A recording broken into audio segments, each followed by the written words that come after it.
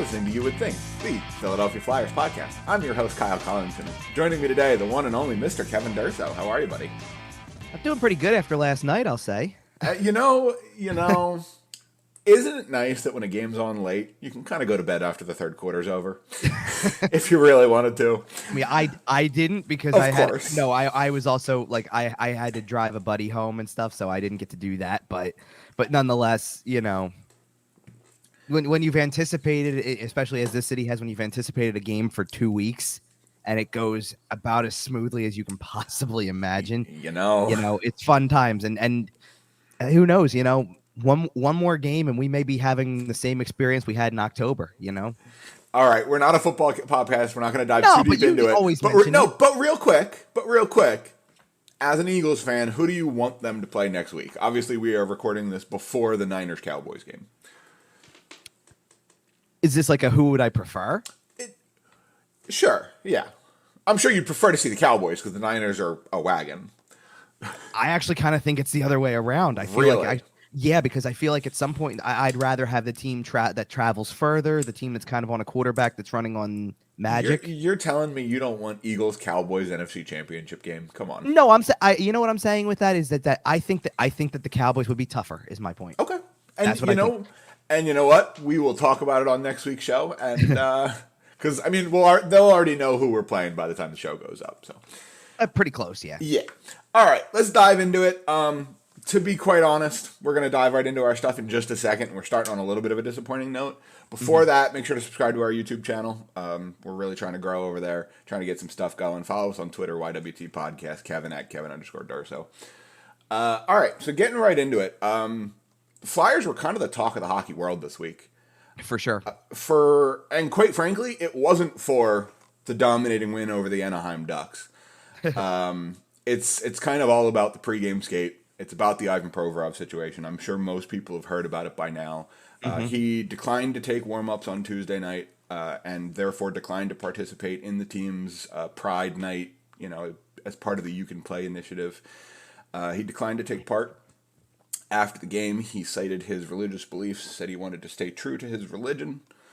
And true to himself. Yeah, and true to himself. Kevin, we're going to throw it over to you. You said you know what you want to say about this. Well, because I spent a lot of time. Well, first of all, I spent a lot of time thinking about it pretty much all week. Because first of all, it was all anybody talked about for roughly 48 hours from the time that we knew this was the story. It was the biggest story in hockey.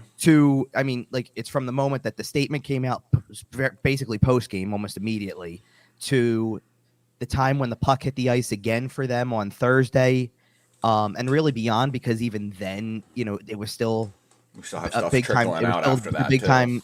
It was still the big time talk of the league and all that stuff like that. And there was no other Flyer story, and it was going to be a headline no matter what. You can say that this is a media driven thing and whatnot. That's, you know what, that's your opinion. I respect that, but it was the story. From my perspective, and this has nothing to do with the story itself, but I'm talking about from a working perspective. I don't stay down after a game for much more than 10 to 15 minutes once we wrap post game. Like, right. I go You're not hanging around. No, I go down. I do the interviews. I go back upstairs. I probably, because majority of the games that happen, something happens in the last 5 minutes that I don't get to write about. So it's an unfinished game recap that I have to finish putting together, get all the final numbers in, and then I publish. And as soon as I'm done publishing, I start packing up and I leave. Right. It's pretty obvious that would put me in a range of I'm out of there by 10:30 most nights. Fair. I knew after this, like I get my stuff done and all that. I knew that I was not going to be able to leave the arena until I wrote about that part of the story too. Absolutely. And it almost felt I want to say not wrong, but like felt like I was doing things out of order because the recap wasn't up yet. And I could have posted, like, if I could have posted the recap before I went downstairs to do all of this part of the work, then the recap would have been up there and it would have been like, hey, by the way, this is a story. There will be more. We're waiting to talk to people, and then you'll get it. I had to go back upstairs, publish the recap as if it mattered anymore, and then write that story. But it's my job to write that story. That's the point. Like, it was there. So in giving it a lot of thought, I think that this situation really reflects the lack of middle ground that we have in society, because there was no commonality to any of this. the way that our society is, somebody has to be right and somebody has to be wrong. And there's very little harmony on that. I'm talking about in general. I'm not talking about my opinion. I'm talking about this is the way it usually is. So to some people, what Ivan Provorov did was completely wrong, and how the Flyers handled it was wrong, and the league's response was wrong, and so on. And on the flip side of that, his jersey sold out the next day. Well, and to others, Ivan Provorov had a right to choose what he believes and what he wanted to do. He did. The team acknowledged that while staying true to their beliefs on what the night meant. And this is a non-story, because there's people out there that are sitting here going, what are you doing talking about this? This is a total non-story fabrication, blah, blah, blah, right? Like, there's people out there that are posting that.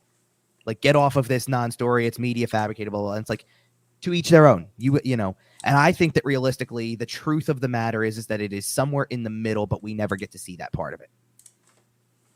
Ivan Provorov absolutely has the right to choose what to do in that moment.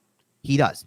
That's America. And the NHL backed that up in their statement. Sure. Sorry, I have it up here. I do just want to read a piece of it because it's relevant right there. Is players are free to decide which initiatives to support, and we continue to encourage their voices and perspectives on social and cultural issues. And look, obviously not everyone is going to agree with his choice, and not everybody is going to interpret the choice the same way, but you can't take that part away from him. Each in the same breath of saying he's got the right to choose, we all have the right. Every person out there who watches the sport, who doesn't watch the sport, who just found it as a story, each one of us has the right to perceive him however we want to, and he has the right to make that choice. That's why it's divided in the first place. Yep. So one thing that I know that I have a problem with out of all of this is not even something that I think that was out there as much on the night of. I don't know that the organization's response was the best, and here's why. Ivan Provorov has been with this organization for almost 8 years. If you don't have any clue by now what his personal beliefs are and his religion is and all of that, then you don't know anything about the people within your own organization. And to find out and John Tortorella is the one who brought this to light, to find out that this was talked about in advance of the night, as much as 2 days to a week. The night in general, they announced these theme nights months in advance. You've known all season that this was supposed to be Pride Night. So there could have been better preparation in how to address this other than just to suddenly have him not be out there for warm-ups to create speculation that, is he traded? Is he hurt? Is he sick? What's the reason? Like, he just didn't come out. So then we find out later the reasoning behind it, but he just wasn't there. And then he shows up and plays in the game. It was like, so what gives? What's the story here? Well, quite frankly, I think from kind of what's trickled out about who knew and when they knew and who talked to who and Scott Lawton and JVR were involved, based on kind of all the things that have trickled out, it seems like the Flyers were kind of relying on peer pressure and hoping that Provi would change his mind and just wear the jersey. But this is my problem with it, okay? So if nobody outside of those within these conversations, and what we've heard is that, it was, nobody outside those conversations knew that Provorov wasn't going to be out there prior to the game. So, like, it's a very limited group that knew exactly how this was going to play out and how it did play out. It looks worse when you consider that, sure, maybe Provorov and John Tortorella talk about it. Maybe Provorov and Scott Lawton talked about it, and Lawton's in on those conversations. Maybe Chuck Fletcher's in on those conversations, as was indicated by Tortorella. But how does ownership representation not know anything about this leading up to? Is there that much of a disconnect in your organization that you don't know this stuff across the board? Because that I have a huge problem with. I mean, let's put it this way, and you want the easiest resolution to the whole thing leading in? They didn't announce that jerseys were even part of this until Tuesday morning. If you had a conversation on Sunday about it, and there's no way to change, he's going to make his choice, what his choice is going to be, and he's going to follow through with it, then why didn't you just pull the jerseys before anybody knew about it? If it leaks out after the fact, then you've got another problem on your hands, and I get that. But because I think the team still wanted to wear the jerseys. But I just don't understand why you couldn't figure out something else that involves the jerseys in some way without making it part of the pregame skate where everybody wasn't going to be on board with it. That's the thing. Like honestly, let the two players that have the biggest involvement in the initiative put their jerseys up for auction that they were going to, like, make it seem like they wanted to have the jerseys made and they had a jersey, Scott Lawton had a jersey with those numbers made for him, and JVR did, or something.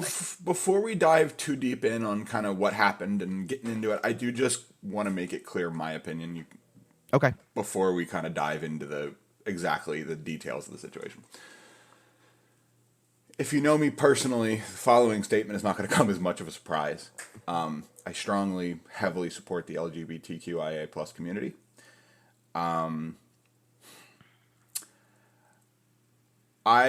don't think I've ever been as personally disappointed with a Flyers player as I was on Tuesday night / Wednesday. I have an Ivan Provorov Stadium Series jersey, the black one from a couple of years ago.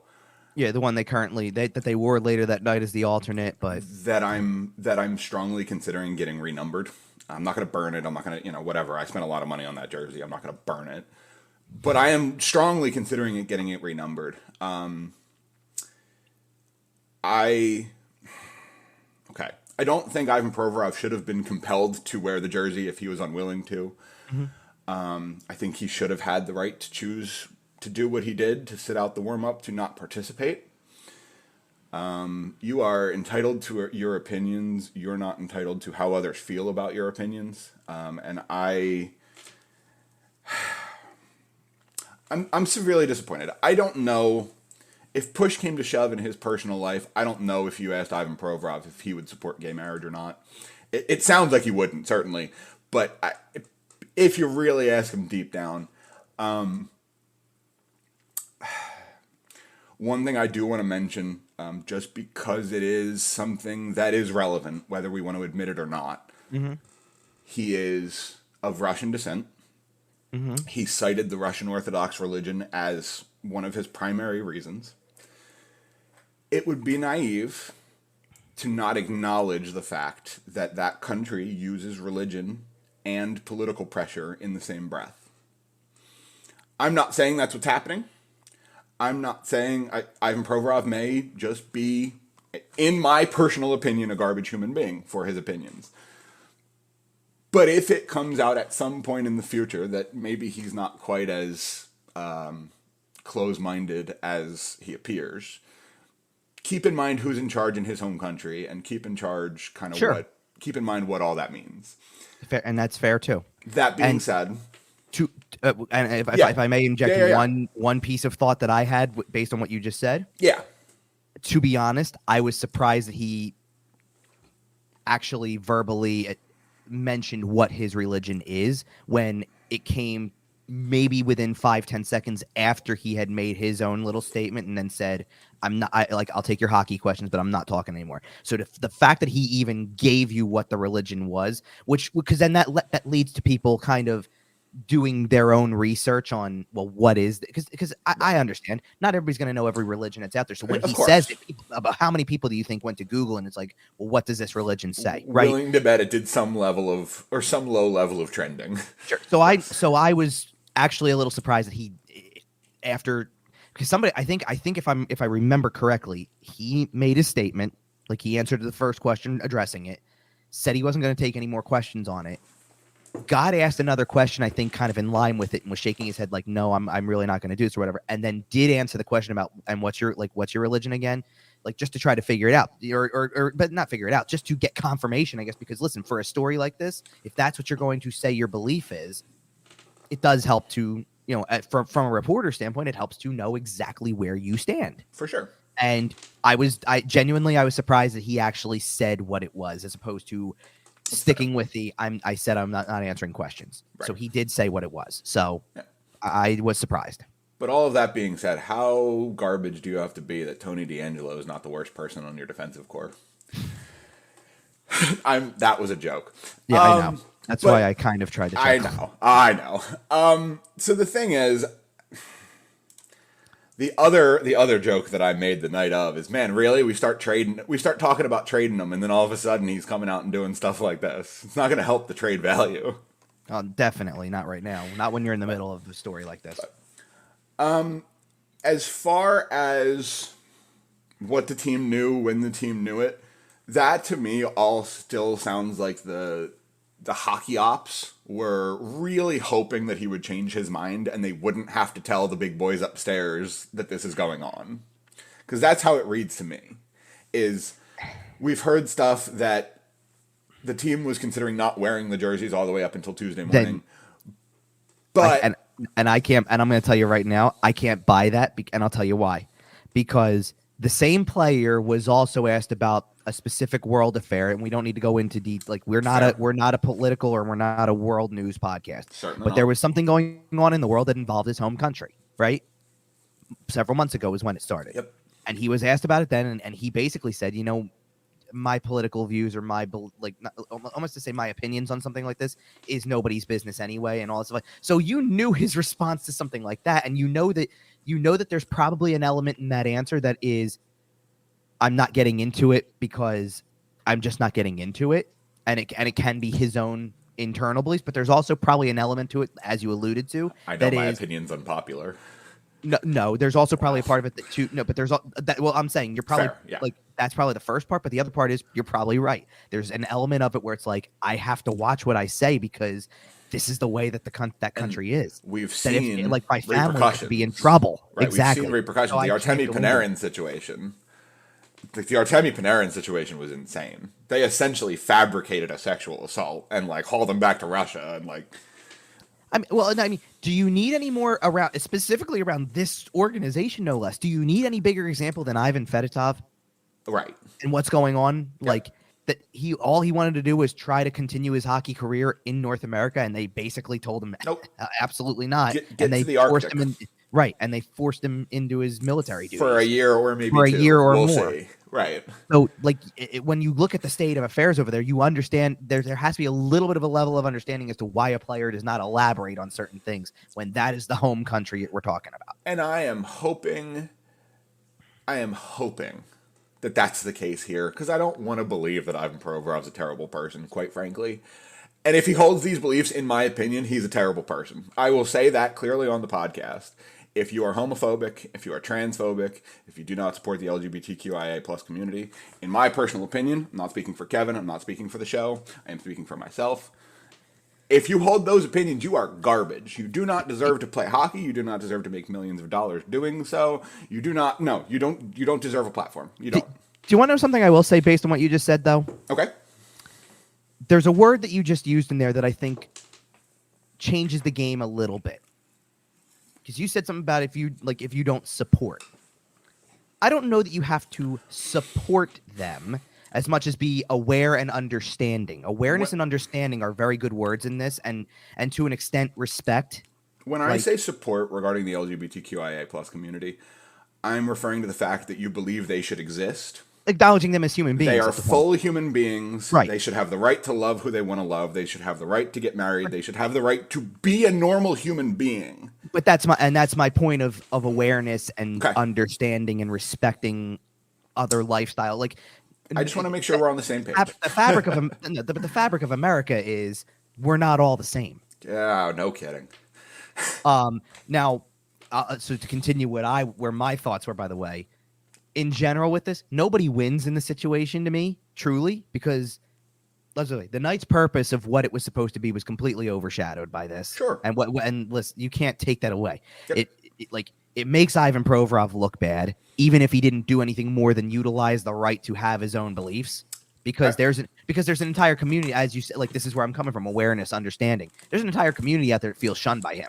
And Absolutely. You can't take that away from them. I said from the top, he has the right to choose what he wants to do, to believe what he wants to believe, and they have the right, and anybody else has the right to view him however they want to. We all have the right to judge him for it. And certainly that community feels like he just said, you're not the same level of human as everybody else. And right?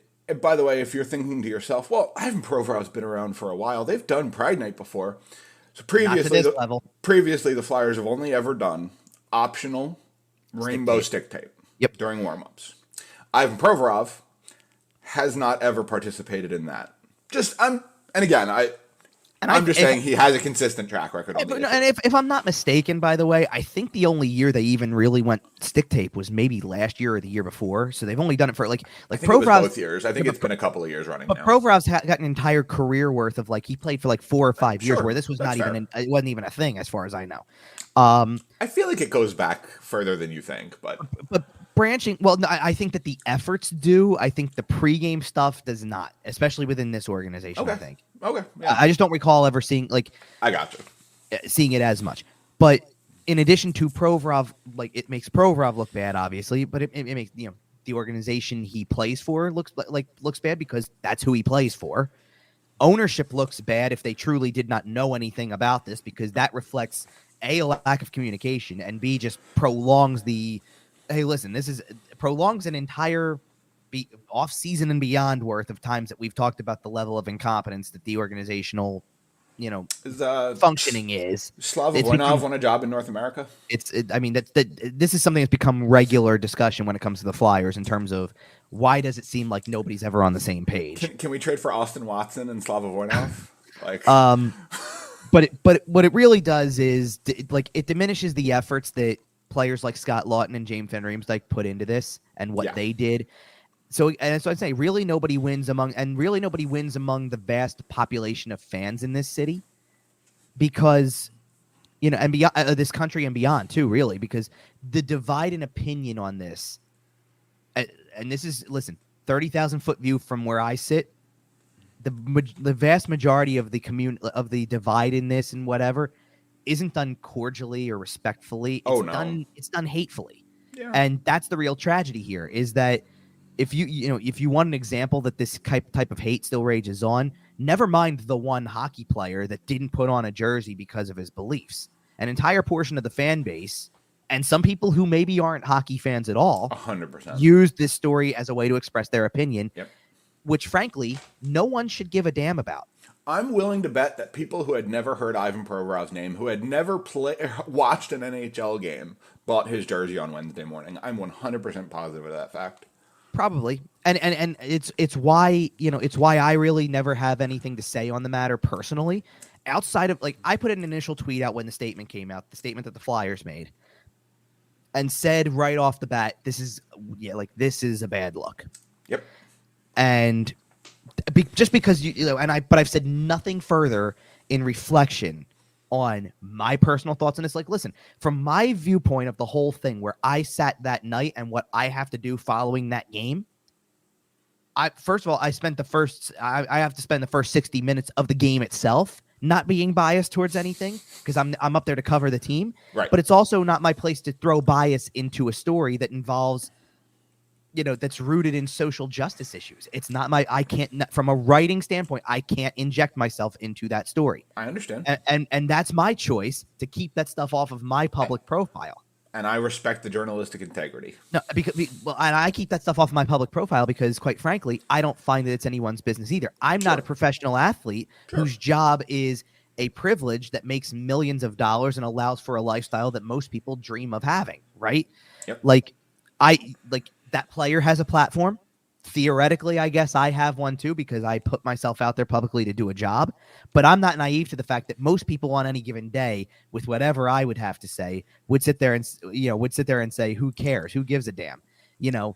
And that most days I don't even utilize social media outside of doing the job, because to me it's become nothing more than an imaginary soapbox, a stage that people go out and be performers and caricatures of themselves and try to gain validation from their own personal beliefs to make them feel better about themselves, That being said, I ain't reading the comments on this podcast. Anyway. I don't know. We'll see if we'll see if we even get any, because depending on off of it, some people are going to sit there and go, "Who cares why you're talking about it?" Right? Yep. Or they'll use, and we will get into the hockey soon here, I promise. Or they'll use, because I'm wrapping it up too. Absolutely. Or they'll use it as a way to express their own beliefs for validation. Like I said, because it's either everybody turns it into a way to bash somebody else's opinion, or uses it as their own soapbox to put out their own beliefs and gain validation from it. So I don't use social media like that anymore. I rarely go on there, and that's pretty much where I'm going to leave it. Nobody wins. We should all simply just think about each perspective to this.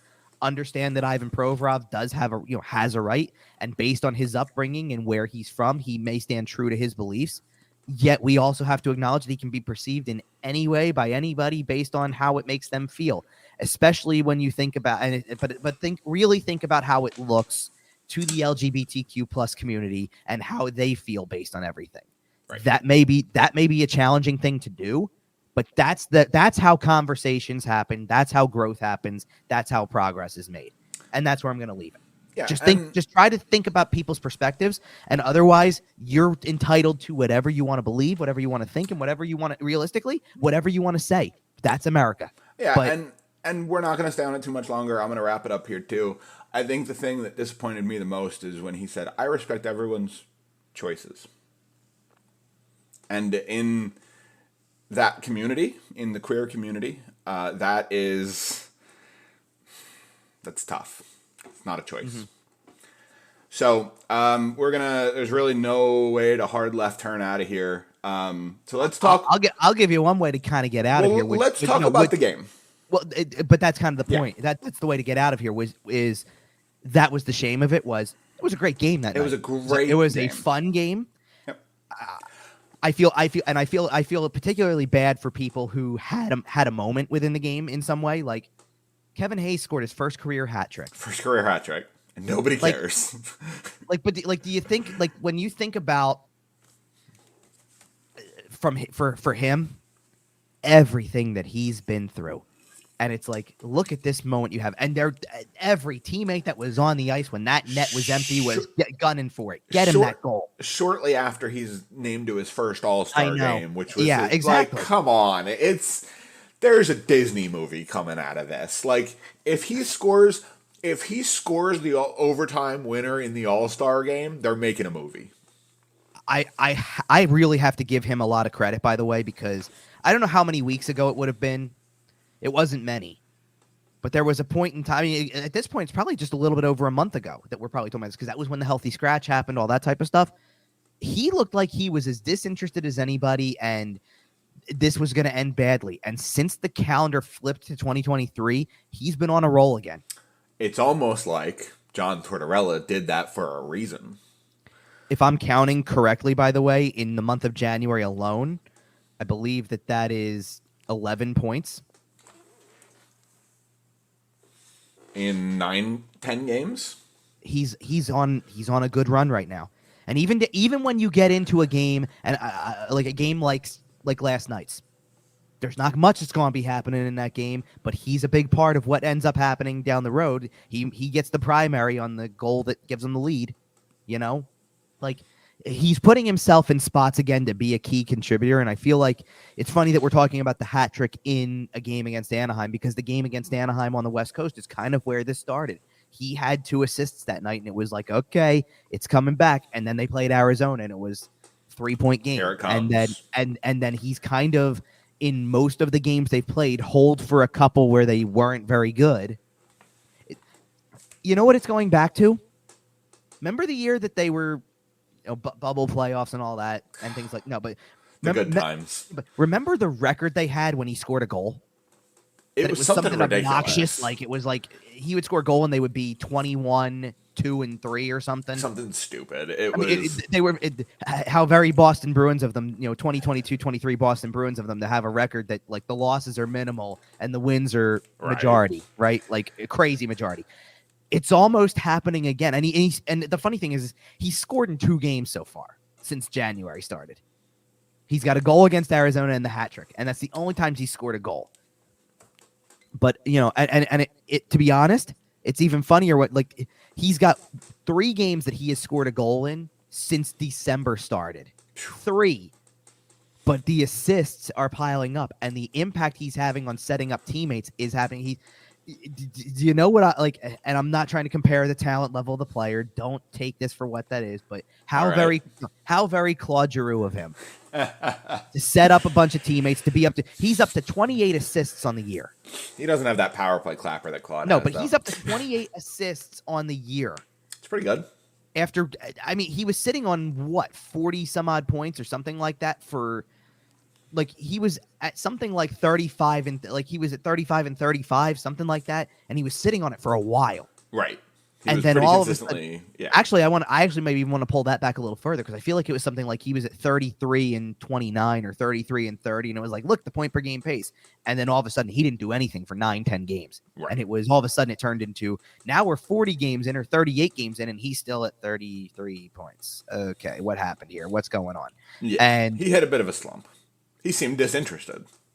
Because That's what Kevin Hayes does. No, but it had everything to do with what was going on. He went through forget that he was named an all-star. It was like he was going through a time when, if like I had a buddy of mine who's a Bruins fan, texted me during Monday's game and goes, Kevin Hayes is on the third line. Like, why? And I went, 'cause Torts. That's why. Like, Fair. And to be fair to Tortorella, he recently it's been because they got a good thing going lately with the amount of games that they've won. He's not changing line. It's about as, to be honest, I can't remember over the last 2-3 years or 2-3 seasons, I guess, because the two before this week. Oh, no kidding. I can't remember a stretch of games that has gone on for maybe this long where the forward lines remained this consistent. Like, this is working. Kevin Hayes is playing on a line right now with Scott Lawton and Wade Allison, and it's been that way for 3 weeks. And they look great. And there's no reason to change it. None at all. You know what I mean? Like, there hasn't been. Well, and in fairness, do you know why there's been no reason to change that one? Because there's been no reason to change Joel Farabee, Noah Cates, and Travis Konechny. There's been no reason to change whatever the other one is. What is it? James Henry, Morgan Frost, and Owen Tippett. There's been no reason to change that grouping. So when there's no reason to change those, there's no reason to change that. And to be fair, there have been a couple of in-game instances, like the game on Thursday against mix it up a little bit on the Chicago, fly. where when it's not going, John Tortorella's thrown the lines in the blender and said, let's try to find something. But to John Tortorella's credit, after Thursday went the way that it did, it was, I'm going to start the game going right back to the lines that were before against Detroit. Yep. And lo and behold, what worked? Yeah. You know? Two of the most effective lines are the ones that pitched in the goals in that game that you win. And Simple we are recording this on Sunday morning, kind of usual. Have you happened to see has there been a morning skate? Did you happen to see any lines? There won't be a morning. No, there won't be a morning skate when they play the night for back-to-backs. Yeah. But I assume the lines are going to stay the same. Pretty close. They haven't. Well, they haven't changed, and the lineup hasn't changed in a long time. I would assume, given the way that Saturday's game went, that Felix Sandstrom is getting a start on Sunday. So. I would assume. I don't want to make an assumption. I mean, there's an element of it where John Tortorella at some point I feel like is going to play the Carter Hart can start back-to-back games card. I tread lightly on it right now. Why, John? Like, I get it, but why? But there is also an element to, and something that is worth noting as we kind of move forward here with the week that's going to be ahead. There is an element to that where I sit there and I say, you know what? You have 4 more games this week, and then you're off for over a week. Everybody except for Kevin Hayes, who goes to the All-Star game, you may be able to get away with it and then lean on the fact that there's a week off. And for sure. And for the most part during the course of that, nobody's going to do anything. But why risk it? Well, I agree. That's why I would start Sandstrom. If they're in the playoff hunt and need the 2 points because Winnipeg's a good team, okay, sure. But John, what are we doing here, buddy? That's why I would sit there and say that's why I would say Sandstrom gets to start against Winnipeg, and then go ahead, give Carter Hart the last 3 of the week because you got days off in between every single one of them. So Carter Hart can start against LA, he can start against Minnesota, and he can start against Winnipeg. I fully expect him to start against Winnipeg on the road because as you start to hit that Manitoba, type of play, they usually like to give, Manitoba, Alberta, they like to give Carter Hart kind of a homecoming of sorts with that type of stuff. So I understand that. I fully expect him to start that game. But but just for this one, I would say, probably give it to Sandstrom. Sandstrom's played a lot, by the way. I think Sandstrom on that conditioning run got like 7 straight starts in the minors. Nice. And played a lot, played well especially toward the end. I think you give him a shot with it, sure. But in saying that, we cannot diminish the fact that outside of Monday, Carter Hart had a pretty good week. Well, had a pretty rough week until all of a sudden he gave you a reminder of why he's still worthy of being called the number 1. Absolutely. Like I understand how Monday looks. I understand how last Sunday looked. And it's a shame because, okay, again, back to the Tuesday game against Anaheim for a second, and part of what was lost in the shuffle with everything else we've talked about. Yeah. So first of all, Sam Ersson, by the way, just another start and another win. So he's 5-0. Like, he's playing well. Looks good. Now I want to pump the brakes on two things with Ersson. Number one, he's played outside of the game against Buffalo, where I really thought Buffalo had better for him. 2 wins against Anaheim. The win against LA is good. I'll give him that one. And a win against San Jose. And you know what? You're playing the weaker teams. For a kid's first stint in the NHL, when he really shouldn't be there and he's only there for injury purposes, give him the soft target, let him play well, let him go back to the minors with some real confidence. And he should, absolutely. Yep. And I love his poise. I love the way he's kind of handled himself. I think he's, if I'm being honest, I really do believe I think he's supplanted Felix Sandstrom in terms of goalie rank.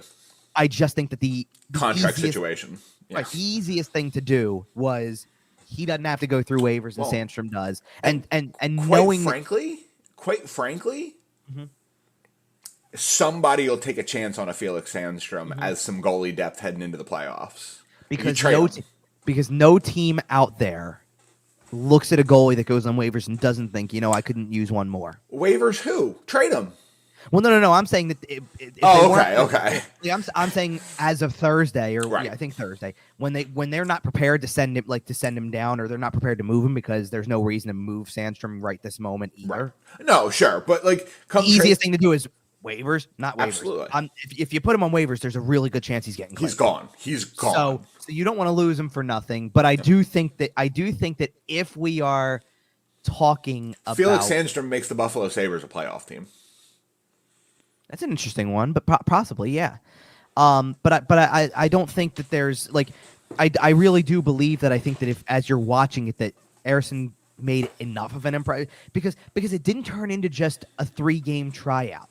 Right. He gave them enough of a reason that instead of just saying, hey, those 3 games were great and Carter Hart's back and we're done with this, they gave themselves a reason to move Sandstrom to the minors for conditioning and say, and he got give 2 more an starts, extended look. And he got 2 more starts out of it. And what did he do? Pitch his first career shutout and then win another game against Anaheim. Where, by the way, I think that one of the goals that he gave up against Anaheim again came in the last 2 minutes of a game where it's all but said and done. I do want to mention, by the way, I like Samuel Ersson a lot, but he's my second favorite goalie in that Anaheim game on Tuesday. I love me some Stoley. Come on now. By the way, Stoley played out of his mind in that game for most of it. First of all, I think that was a statement out of Anthony Stolarz. Give up on me, why don't you? Second of all, I think he's always been a talented goalie. He's friggin' massive. He is massive. He is a massive human being. I wish the absolute best for Anthony Stolarz. It's real. I love Stoley. It always really kind of goalies like that, especially too. By the way, because he's so tall, he's massive in that respect. He's not exactly he's still got some he's not the most he's pretty muscular. He's got some youthful lankiness about him, is what you're trying to say. Kind of, yeah, because you get goalies like that who, I mean. I will say he's one of the most muscular 6'6" goalies that I've seen in terms of. By the way, he just turned 28 this past Friday, so happy birthday, Stoley.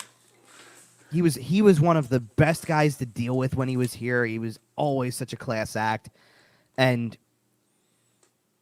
there were times where that wasn't possible. By the way, where him playing in that game this particular week was not always possible. Yeah. He's had some rough injuries. He's had some rough injuries. We have reported on this show way back in the day that he was never going to play again. Well, he had a very gruesome injury in juniors, and then he had multiple knee surgeries and things like that. Apparently, he had his knee pretty darn close to fully reconstructed. I believe it. Yeah, he's come close multiple times, and so yeah, it was good, good for him and all that stuff. So outside of the goalies in that game, by the way. Rasmus Ristolainen, shorthanded goal. A shorthanded little beauty. In this economy? A little forehand, backhand shelf beauty. Okay, Rasmus. Not that. By the way, not that this guy ever plays on the penalty kill, but I thought it was Van Riemsdyk. because I'm sitting here going. You saw a 5 lumbering down the ice. Saw a 5. Yeah, I saw the last half of the number, and I'm going, look at this guy lumbering down the middle and going to the backhand nice. Because I've seen James Van Riemsdyk like make that move before too. Sure. So it's like, why not? And then all of a sudden, it's like, wait, it's Risto. Linen, who like 10 seconds earlier, not really, but like I'm figuratively speaking, 10 seconds earlier had a massive hit along the boards, totally clean, and is like beautiful hit. Yeah, and then has an assist later in the game too, for good measure. Like he had a game. Risto showed up. And by the way, I think if I'm not like he had an assist on the only goal of the Chicago game. Like all of a sudden, the guy who could not put up a point for like. That was his first of the season, correct? His first goal? Oh, yeah, the goal was on Tuesday, yeah. Hilarious. So for a guy who, for however long, couldn't put up points, he's got, like, all of a sudden he's got 5 points, and 3 of them are in the last 3 games. Right. Hey, man. Like, listen, here's the thing. 2019 St. Louis Blues, baby. He can be Alex Pietrangelo. What's the problem? He can be a hybrid of Alex Pietrangelo and Colton Parayko. What's the problem? I love that you're still on this. I probably a little bit more Colton Parayko than Alex Pietrangelo for sure. But, well, I just meant size-wise, he's a little closer to Petro. But you can't deny he's playing better. You can't deny it. You can't. And speaking of playing better, how about another highlight reel goal within this game? Oh my goodness, Morgan Frost. Come on now. That goalie had a family. Stop it. Between the legs on the goal line shelf. You're doing that to Stoli. Come on now. It was, didn't you guys work out in Stone Harbor together at some point? Come on. Jeez. Now, by the way, that's late second period. You know what my vantage point is. Yep. It was right in front of me, and right down the goal line. I'm going to tell you right now that as it happened. Did you see it live? Like, did you catch it? I mean, did you catch it live? Like, the between the legs, because the first time through, I didn't really see it. I had to see the replay and go, no, I turned to the television to watch the replay to make sure I saw what I thought I saw, and I saw what I saw. Now, okay. That's some high-level skill out of Morgan Frost. We need to see it a little more. We need to see it a little more consistently. But that's high-level skill. We need to see him have points against, bigger points against anybody not named the Arizona Coyotes. But nonetheless, I mean, look, over the last handful of games, even since that Arizona game, assist against Washington, he scored against Anaheim, he scored the goal against Chicago. The goal against Chicago, by the way, I do want to give him credit for, because that's a great pick-your-spot goal from a little bit of a ways out. That's the type of stuff that keeps you going in the league, especially when you're a player who kind of isn't touted for, like, I want to say not for much else. Like, he's been a good defensive player, but when you're not the physical kind, because he's a smaller player, so you're not physical. You're not, you want to be known for the offensive skill set in some capacity, right? That's fair. That's the way to be known for the offensive skill set. So. Yeah. Yep. And it's incredible to see it out of Morgan Frost, because it's a guy that we've been looking at for a long time, waiting for, a bit of an offensive uptick. Sure. And that was another moment in that game that was kind of fun. Like, you look for some of these situations where you find a guy who's doing something that you kind of, and that's why I said it was Hayes with the hat trick. Oh, like, by the way, in addition to kind of the whole theme of the night in general, or what it was supposed to be going in, Scott Laughton had a really strong game as well, by the way, without scoring a goal, but he was all sorts of around the everything involved in that game. He had 2 assists. Like, I had 2 assists, and he was on the ice when Hayes scored the hat trick goal and, like, made a beeline for him. Like, because I think that Laughton's forget. You know what? I don't even need to make a comment on Laughton in terms of, like, being a teammate or whatever. Like, Scott Laughton's the guy is going to be the captain of this team, and maybe not maybe not at any point the rest of this year, but by next year. John Tortorella is not going to have to think too hard about who the leader in the room is. It's Scott Laughton. So here's the problem, okay? Me watching this team as a fan, here's the problem I have currently. Okay. Kevin Hayes is getting hot. Travis Konecny's pretty warm. The team's starting to play well. Right. They got 35 games left. They're going to go 20-10-5 and miss the playoffs by 4 points. Oh.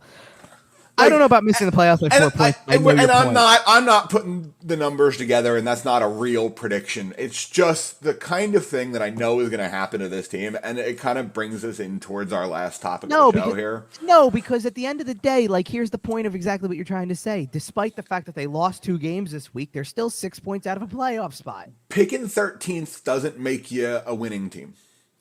It just friggin' doesn't. Not when you draft like this team friggin' drafts. Which is what my point kind of was last week when we talked about it, which is I think that if you end up picking there, if this is the path you're going to go, which it very clearly is at this point, it seems. Because let's put it this way. What did John Tortorella say throughout the course of the week? He said it about the Anaheim game, and then he said it following the Chicago game, and he said it about the games they just played against Detroit. Yep. The goal is don't lose 2 in a row. If you're going to lose a game, if you're going to have a dud, then don't replicate it. Well, they haven't replicated it. I know. That's the disappointing part. It's disappointing to you. Well, I know. Well, because I think that's what the team needs, right? Like, if I thought this team, listen, if you've been listening to the show for a while, you know, nobody on planet Earth wants the Flyers to succeed quite as much as I do. Nobody wants the team. I want to strap the orange-colored glasses back on. I really do.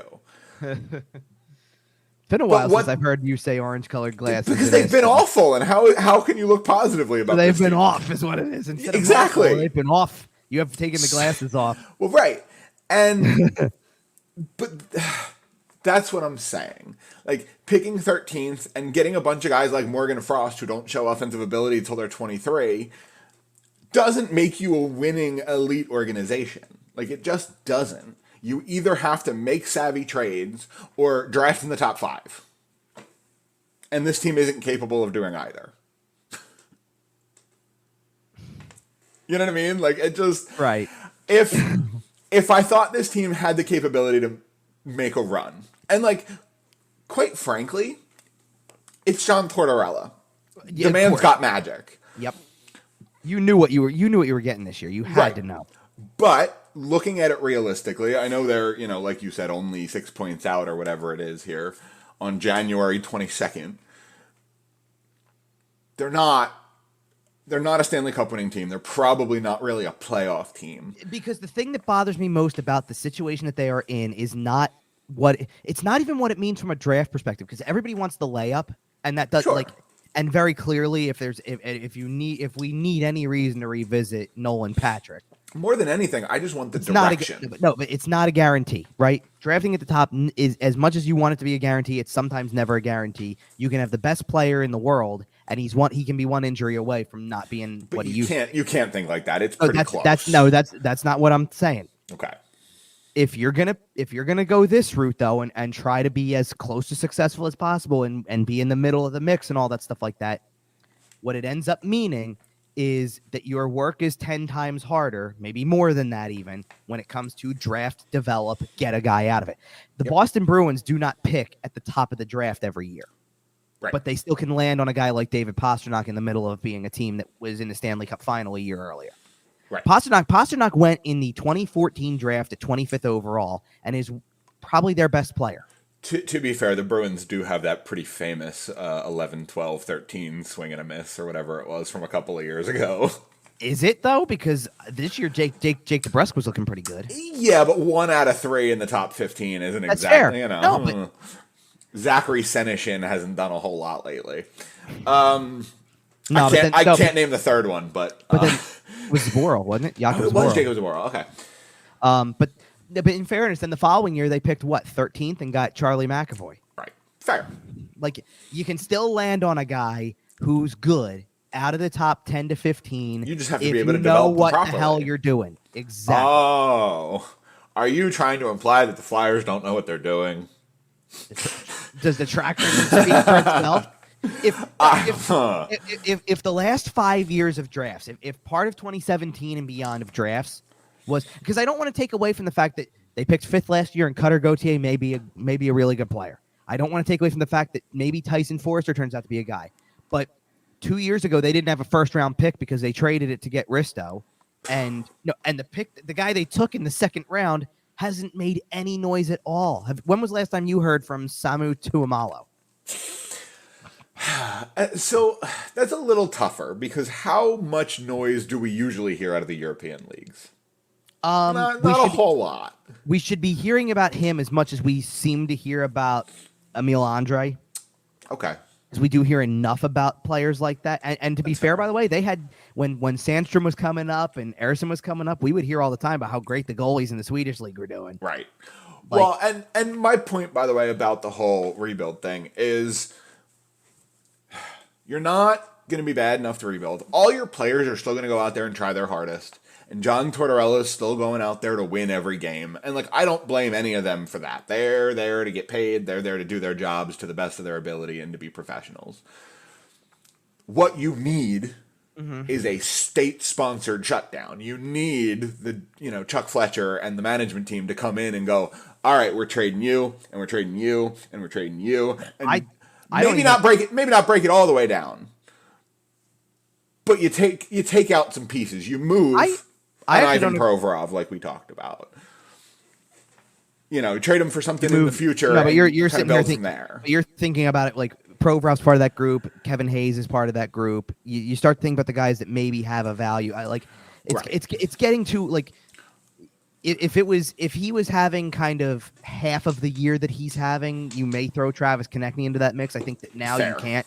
Because he's too good to not be part of the path moving forward. Well, I don't think you can trade him for a realistic package at this point with just the incredible production. I don't know if there are any playoff teams that can take him now. I guess so. Yeah, I guess so. And I kind of disagree with you, by the way, on the whole premise of that. Not in the sense that you need to start having the state sales you're talking about, but I think that the bigger part of the discussion is exactly again, it's kind of going back to what I started saying, which is you don't have to pick at the top every year to get yourself out of something like this. You can find the pieces. It's who's doing it. I just don't trust the organization to do that. But there you go. That's the point. I need them to get a layup because I don't trust them to take the three-pointer. Then let's be honest about why everybody's pissed off about the fact that they're not going to get the layup this year. It's not because of who they were going to get, because in the grand scheme of things, I think that after a certain point, if they didn't pick first, if they didn't, I believe this organization is absolutely capable of ruining Matvei Michkov or Adam Fantilli or any of those second guys. Absolutely. Right, but that wasn't where I was going. Oh, okay. Well, you'll understand when I get there. Okay. I think that at some point in time, even if it wasn't number one, even if it wasn't Bedard, people would get over that.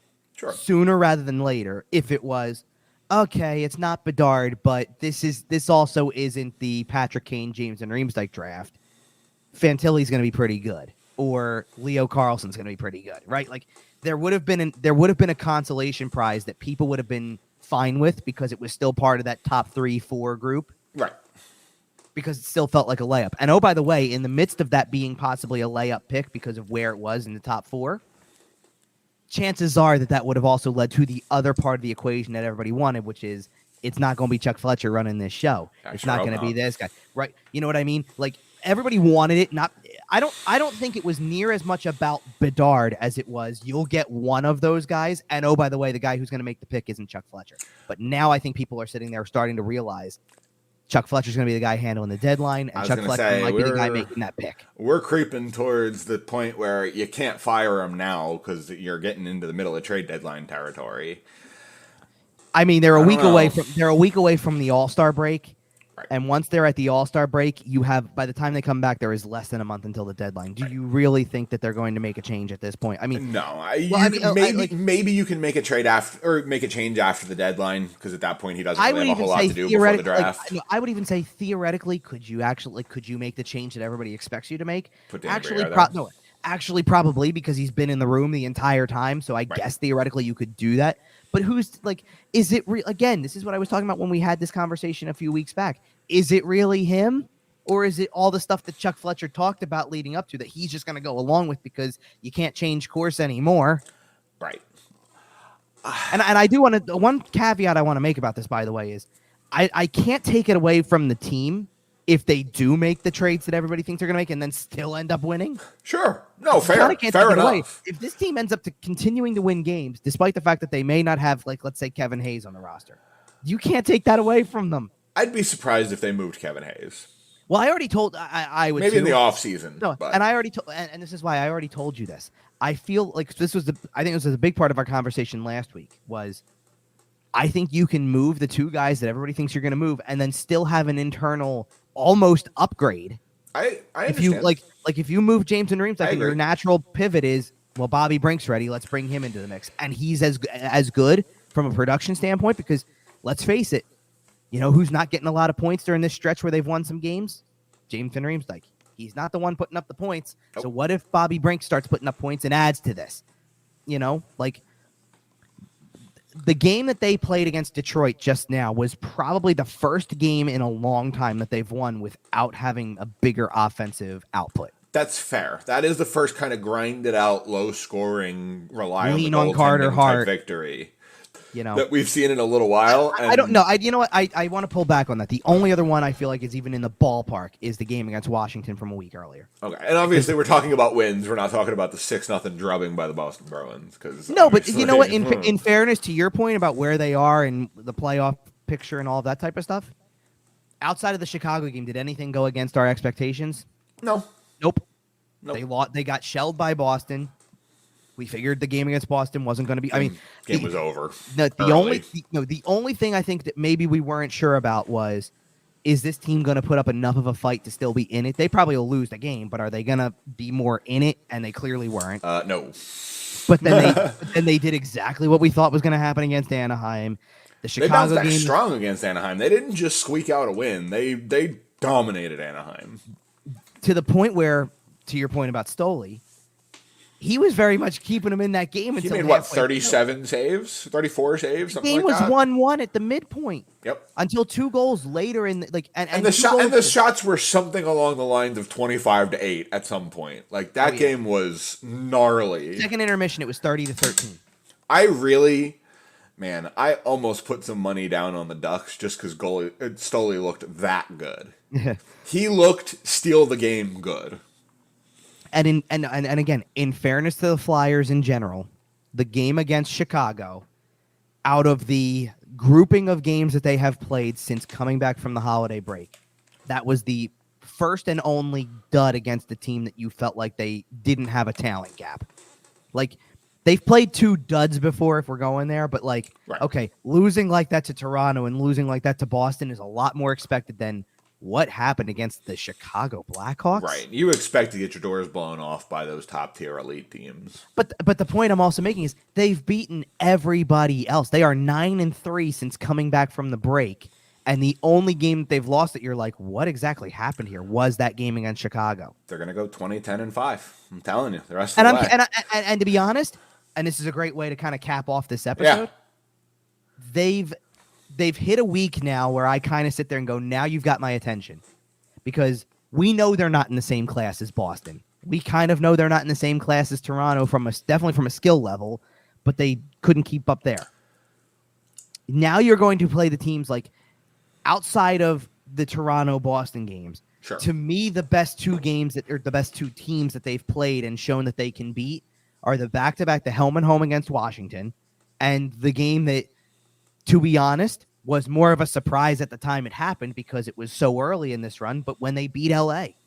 And you're going to get LA at home this week, and you're going to get 2 against Winnipeg, and you're going to get Minnesota. And just to kind of put all that into perspective for you, LA's kind of mid-pack. LA's a really funny team to me because they're in the playoff picture comfortably. They're 12th in the league standings, and they've got a goal differential of -9. I know. I don't understand that team for anything. I don't know how an Anze Kopitar-led team is -9, but anyway. Minnesota is right in that same picture, too, because Minnesota's 14th. Very much in the range of like where Pittsburgh and Washington are. But we give Washington the credit for being in the playoffs and being, Washington is not that far off from being one of the teams that all of a sudden would then swap with another Metro team to get one of those not guaranteed, you know what I mean? Like be one of the top 3. I'm really curious about the Winnipeg game because Winnipeg is 6th in the league, and that's where I want to see this. I will say this, though. 2 things kind of going in the Flyers' favor is if they do decide to make a run here, and if they do, knock on wood, if they do make the playoffs, Carter Hart is good enough to steal you games. Any night, any time. Do we need to talk about that save at the end of the game, by the way? Right. I'll be honest with you, I didn't actually say it because between the Eagles and the UFC fights, didn't watch a whole lot of the Detroit game on. No. In fairness, neither did I. Right. But to be honest with you, this is really funny how this worked out. The save that we're talking about at the very end of the game, it happened right as the Eagles game hit halftime. Nice. So I literally flipped right over. Well, no, I ended up missing it because I flipped over right as halftime hit, and the game had just ended. But they were literally in the moment reacting to the fact that, oh my goodness, he just made this crazy save. And to be honest, without seeing it live as it happens and waiting for a replay, I'm not gonna lie that my brain went Michael Neuvert, like, are we getting paddle save here? Yeah. It was good. I mean, it was a good save. The pad on the goal line, and it was incredible. And that's Carter. And I kind of, and listen, maybe I was in a little bit of an angsty mood already because of the fact that, like, the Eagles were killing it at that point. And it was like, this isn't Minnesota and blah, blah, blah, all that type of stuff. I was having a, I understand. Listen, I understand the internal struggle of a Philadelphia fan. and watching the Eagles is where I can be, as opposed to when I do the Flyer stuff. When I close my eyes, sometimes I still see Joe Juravicius running down the vet sideline. Oh, what a pull! I know, right? I know. But to go off of that, like, all I could go back to was, because this happened on Monday. To be, like, again, feels like ancient news at this point because it was Monday, but the Carter Hart isn't the number one, they should trade him conversation came back out. You have your reasons for bringing up trade Carter Hart. Right. Your reasons for trade Carter Hart are exactly what we saw against Detroit. Well, because when it comes down to it, he wins you the game. Right. So if he's going to win you games, that's fine. If he's going to get you into the playoffs, you got to be able to use it in the playoffs. So if you're there, and again, I don't think it's going to happen, but I did mention the 2019 Blues within the last couple shows. Can I bring up a team that I think he would remind me of to an extent also? The 2001 Ducks? No, the 2001. Are you thinking? Or 2002, 3, whatever year Jean-Sebastien Giguère just absolutely dragged them to the final. The year that he won the Conn Smythe despite in the losing effort, series. Yeah. No, I'm thinking for much more recency bias. I'm thinking of the 2020 Montreal Canadiens for a second. Yeah, absolutely. Where, I'm sorry, Carey Price just wills you into this thing. So you get the goaltending, and this team may very well add Sean Couturier to the roster.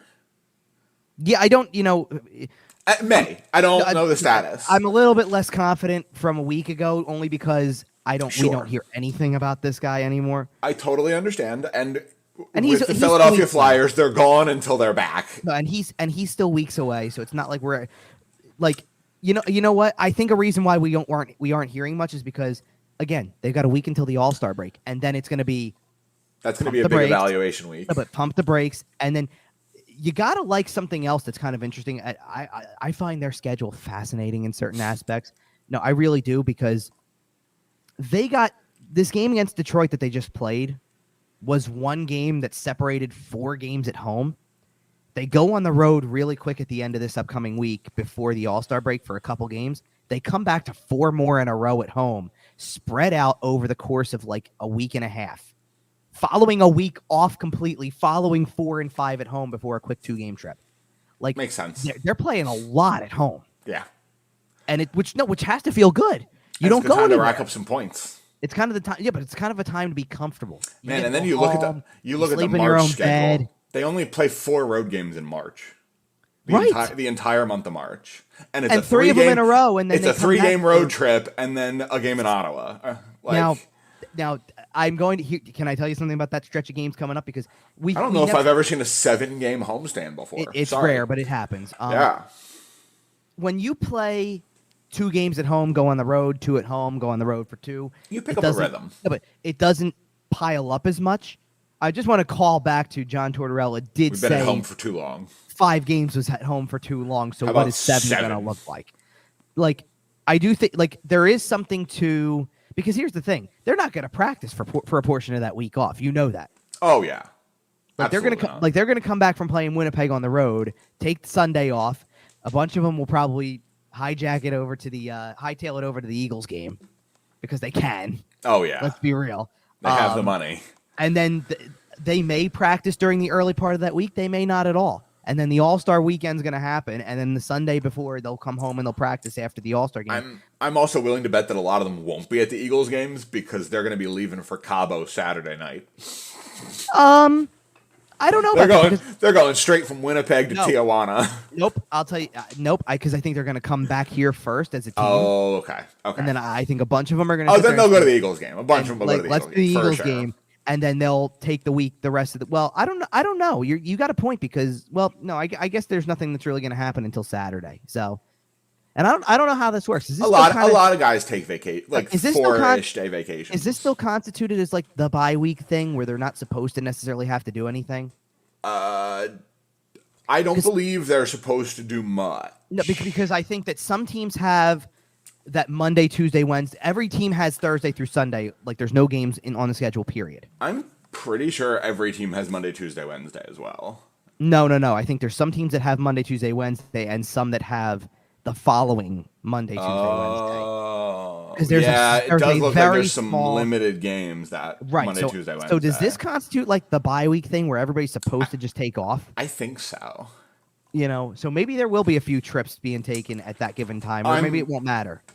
Like that they'll have from Monday on. Like if the team tells an NHL player, "Hey, I'll see you in 5 days," that player's going to drink for 4 of them. Yeah, I know, right?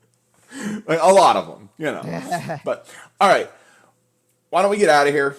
We've been kind of rambling for a little while here. I think that was a lot of fun. We will be back next week. We got some games to talk about. We'll be talking about kind of the lead into the All-Star break. Maybe we'll do something around that. Maybe we'll do some All-Star game predictions. I think that could be some fun. So we'll see. You know what? I don't know about next Sunday specifically with this, but I do. No. We'll do it on a Sunday. That was okay.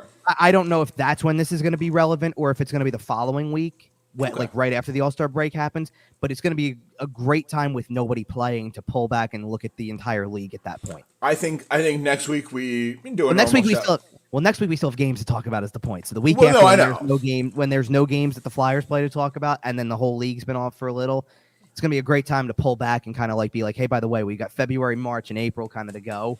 Yeah. And where is everybody stand? Who's going to make it? Who's not? Like talk about some trade deadline stuff. Maybe some predictions over there. I think it's for me. It's going to be a great time to look at the standings and talk about like who are the surprises, who are not, kind of stuff. I can't wait to see what the. This is totally non-Flyer related. I can't wait to see what the Bruins record is by this point. I can't wait to see what 40-goal scorer they add at the trade deadline. Speaking of 40-goal scorers, by the way, this is a great way to get out, too. Oh, yeah. Connor McDavid, 88 points in 48 games. He's got 40 freaking goals. In case you didn't know that the best player in the world wears number 97 for Edmonton. Whew. Man. When's that game in Philly, by the way? Because it's soon. It's early February. February 9th? Yeah. I bet, like, I've had some rough scheduling stuff going on lately that I can't get down there all the time. I got to make it to that one. You have to. I'm going to be disappointed in you if you don't. You know what? I know I am. You know why? Because I've already kind of made plans that I'm not going to go to the Seattle game that's on Super Bowl Sunday afternoon. Because regardless, just in case. Well, no, regardless of if they're playing or not, because I'm gonna I want to have a get together that night and all that type of stuff. So I'm gonna kind of be doing some housekeeping items while I work around the fact that there's a game on.